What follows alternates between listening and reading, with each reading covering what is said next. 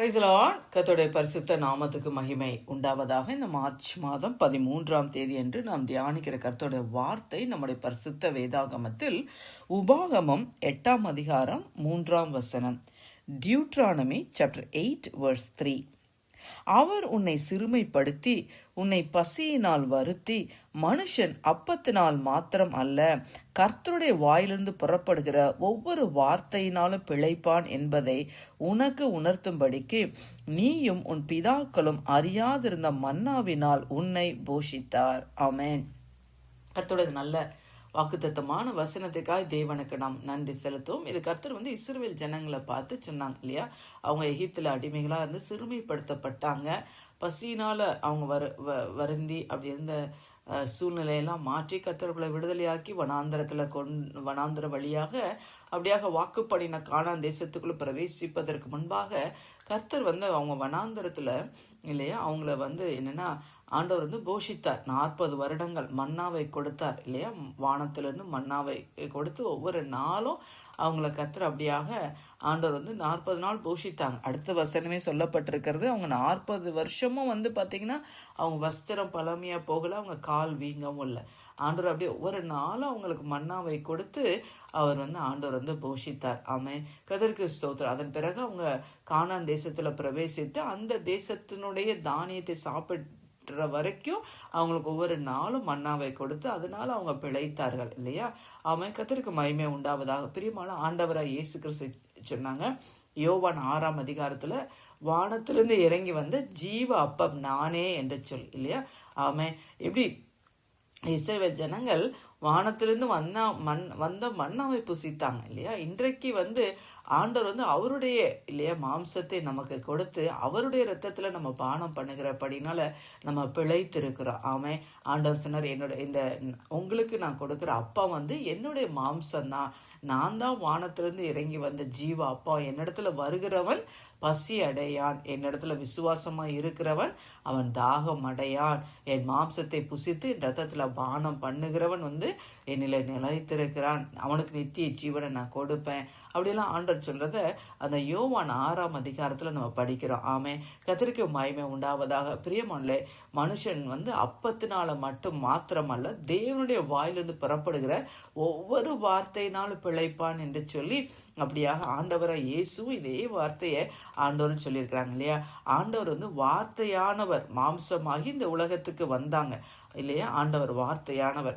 அப்ப ஆண்டவர் இந்த வேத வசனங்கள் என்னன்னா அது ஜீவனுள்ள வசனங்கள். இந்த வார்த்தையில இல்லையா நமக்கு என்னவாக இருக்கிறதுனா அவர் உணவை போல இருக்கு. நம்முடைய உணவை போல இருக்கு. எப்படி நம்ம சரீரத்துக்கு நம்ம உணவு நம்ம சாப்பாடு ஃபுட்டு சாப்பிடல அப்படின்னா என்ன சரீரம் பலவீனப்படும். ஒரு நாள் ஃபாஸ்டிங் இருக்கலாம், இப்படி தொடர்ந்து டெய்லி சாப்பிடாம இருந்தோம்னா சரீரம் பலவீனப்படும். அதே போல நம்முடைய ஆத்மாவை உயிர்ப்பிக்கிறது ஆண்டோட வார்த்தை தான் இல்லையா. அந்த வேத வசனங்கள் அதான் நம்ம ஒவ்வொரு நாளும் ஜெபம் பண்றோம்.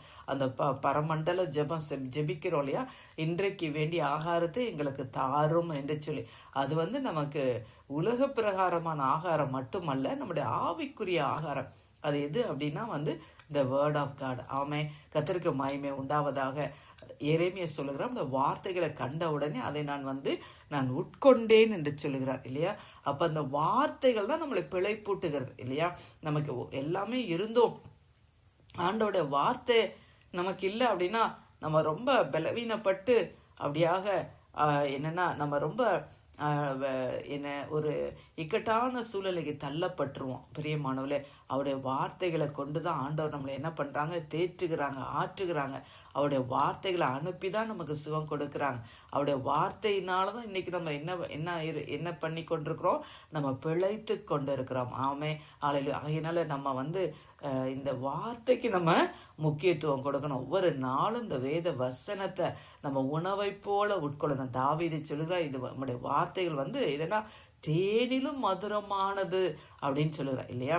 அப்படி அவ்வளோ அதுல பிரியமா இருந்து இரவும் பகலும் அதை தியானிக்கிற ஒரு அனுபவம் தாவீதுக்கு இருந்துச்சு இல்லையா. பிரியமான இந்த வார்த்தை தான் நம்மளை பிழைப்புட்டுகிறதாக இருக்கிறது. ஆகையினால கர்த்தருடைய வார்த்தைகள் என்னன்னா ஆவியும் ஜீவனுமா இருக்கிறது. அது உயிருள்ள வார்த்தைகள். ஆமே. அவருடைய மகத்துவங்களை ஆண்டவர் நமக்கு எழுதி கொடுத்திருக்கிறாங்க. இந்த வார்த்தைகள் என்னன்னா நம்மளை பிழைக்க பண்ணுகிறது. ஆகையினால ஒவ்வொரு நாளும் இதை நம்ம தியானித்து நம்முடைய இருதயத்தில் வைக்கும் பொழுது நிச்சயமா எப்படி இஸ்ரவேல் ஜனங்கள் வனாந்திரத்தில் அந்த மன்னாவினால பலப்பட்டார்களோ இல்லையா, அவங்க ரொம்ப கொஞ்சம் ஜனங்கள் தான் இருந்தாங்க. ஆனால் அவங்கள கர்த்தர் அநேக ஜாதிகளை அவர்களிடத்துல ஒப்பு கொடுத்தார். யுத்தம் பண்ணி தான் அவங்க கானானுக்குள்ள பிரவேசித்தாங்க. இன்றைக்கு அப்படிதான் நம்மளுடைய யுத்தம் மாம்சத்தோடு ரத்தத்தோடும் அல்ல இல்லையா. அந்தகார லோகாதிபதி வானமண்டலத்துல கிரீசர பொல்லாத ஆவிகளின் சேனைகளோடு உண்டு. அதெல்லாம் எதிர்த்து நிற்கணும் அப்படின்னா நமக்கு பலன் வேண்டும். அப்ப வேத வசனங்களை நம்ம உட்கொண்டு அதை நம்ம தேடி அதை நம்ம நம்முடைய இருதயத்துல வைக்கும் பொழுது கர்த்தர் நம்மளுக்கு நம்ம பிழைத்து கொள்ளுவோம். ஆமை தகப்பனே உண்மை நன்றியோடு துதிக்கிற ஸ்தோத்தரிக்கிற அப்பா. ஆண்டவர் ஒவ்வொரு நாளும் உங்களுடைய மன்னாவை எங்களை கொடுத்து எங்களை போஷிக்கிறீராப்பா. ஆண்டவரை ஜீவ அப்பம் நானே என்று சொன்னீங்க ஆண்டவரே. அப்பா எங்களுக்காக உம்முடைய சரீரம் பிற்கப்பட்டதாப்பா.